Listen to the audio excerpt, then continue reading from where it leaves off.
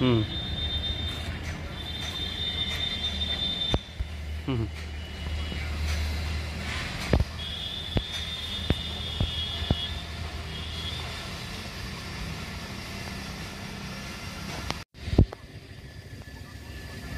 হুম হুম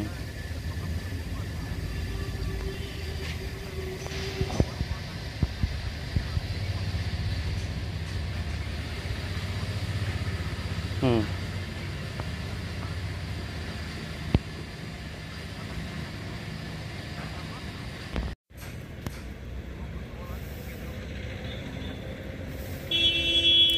না এখন দাঁড়ান,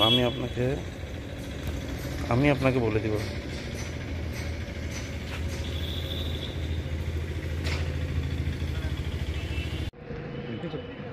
বলছি দাদা, এগরা 1 নম্বর ব্লকের একদম প্রশাসনিক যে অফিস রয়েছে, সেই অফিসের ছাদের দেখা যাচ্ছে প্রায় 100-র কাছাকাছি সাইকেল, সেই সাইকেল পড়ে পড়ে নষ্ট হচ্ছে, কি বলবেন?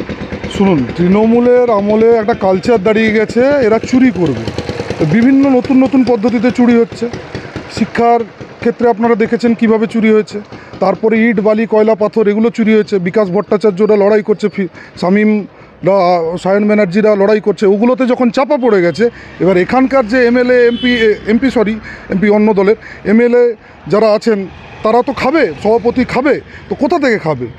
সাইকেলটা না দিয়ে পরে রেখে দাও, লোহা কাপড়ের দামে বিক্রি করে দেয়। শুধু সাইকেল না, এরকম বহু জিনিস এরা বিভিন্ন জায়গায় ফেলে রাখছে, এবং সেখান থেকে নতুন নতুনভাবে কীভাবে পয়সা কামানোর উপায়, সেই পয়সা কামানোর উপায় এরা বার করছে।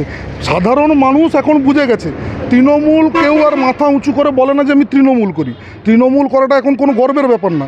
তৃণমূল রাস্তায় বেরোতে পারে না, এই লুকিয়ে লুকিয়ে এখন এদেরকে কিছু চুরি করতে হচ্ছে। চুরি করে কিছু কামিয়ে নেব, চলে যাওয়ার সময় হয়েছে। এই কামিয়ে নেওয়ার যে রাজনীতি, সেটা তৃণমূল করছে। আর আপনারা, আমি শুনলাম এটা আমাদের কানেও এসেছে। আমরা এর ব্যবস্থা নেব, এবং আমরা ব্যবস্থা নেওয়ার জন্য যা যা ব্যবস্থা গ্রহণ করছি, আমাদের রাজনৈতিক স্তরে সিপিএমের আমলে ডিওয়াইএফআই থেকে আমরা ব্যবস্থা গ্রহণ করব। এবং সাধারণ মানুষ কিন্তু এটা জানছে।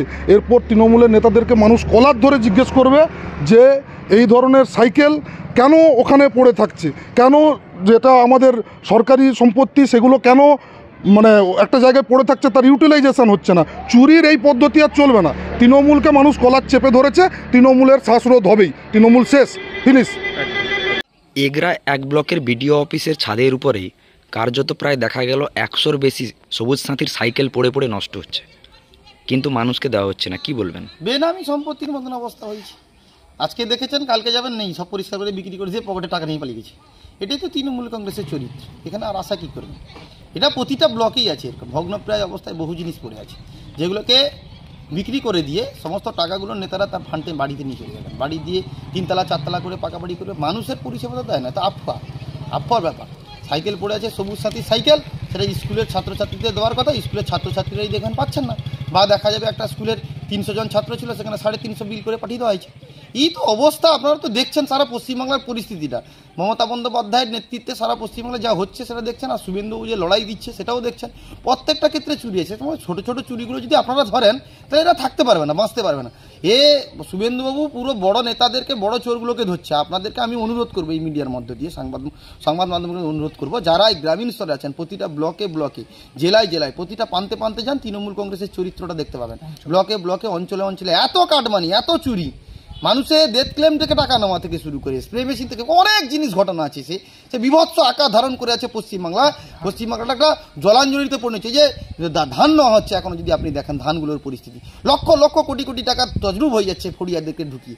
এগুলো আপনারা তদন্ত করুন, আপনারা নিজেরা যান, দেখুন, আপনারা মিডিয়া করুন। আমি আছি তো, বলবো আপনাদের সঙ্গে নিশ্চিতভাবে সহযোগিতা করুন। সেক্ষেত্রে কি হিসাব বহির্ভূত সাইকেল ছিল? যে সর্বক্ষণই হয়েছে, পশ্চিমবাংলার কোনো হিসাব নেই। পশ্চিমবাংলার তৃণমূল কংগ্রেস 2011 সালে ক্ষমতায় আসার পর থেকে 2023 সাল হয়েছে, কোনো ডিপার্টমেন্টের কোনো হিসাব আছে বলে আমার মনে হয় না। হিসাব বহির্ভূতই কাজ হয়। হিসাব বহির্ভূত কাজের টাকাগুলো নিয়ে নেতারা কোটি কোটি টাকার বিল্ডিং, গাড়ি বাড়ি চড়ে, ভালো দামি পোশাক আশাক পরে। এটাই হচ্ছে তৃণমূল কংগ্রেসের চরিত্র। তৃণমূল কংগ্রেসের চরিত্র মানুষকে সংসদীয় কাঠামোয় পরিষেবা দেওয়া নয়। তৃণমূল কংগ্রেসের চরিত্র ছিল যে নিজেদের ব্যক্তিগত চরিতার্থ স্বার্থকে বেশি করে উন্নতি করবার, এটাই ছিল তাদের মূল লক্ষ্য। তাই সিপিএম চলে যাওয়ার পরে সেটাই করেছে। আপনি যদি দেখেন, 34 বছরের সিপিএমের এত বড় বড় লিডার ছিল না, যাদের 3 তলা 4 তলা শ্বেত পাথরের বাড়ি ছিল। অভিষেক বন্দ্যোপাধ্যায়ের বাড়িটা দেখুন না, শান্তিনিকেতন, কয়েক কোটি টাকার বাড়ি। কোত্থেকে এসছে ভাই? কি ব্যবসা আছে ভাই? এগুলো প্রশ্ন জাগে মানুষ। আজকে মানুষ যাচ্ছে ধীরে ধীরে করে, আপনারাও জাগিয়েছেন, আপনারা কাজ করছেন, আপনাদের সাধুবাদ জানাবো।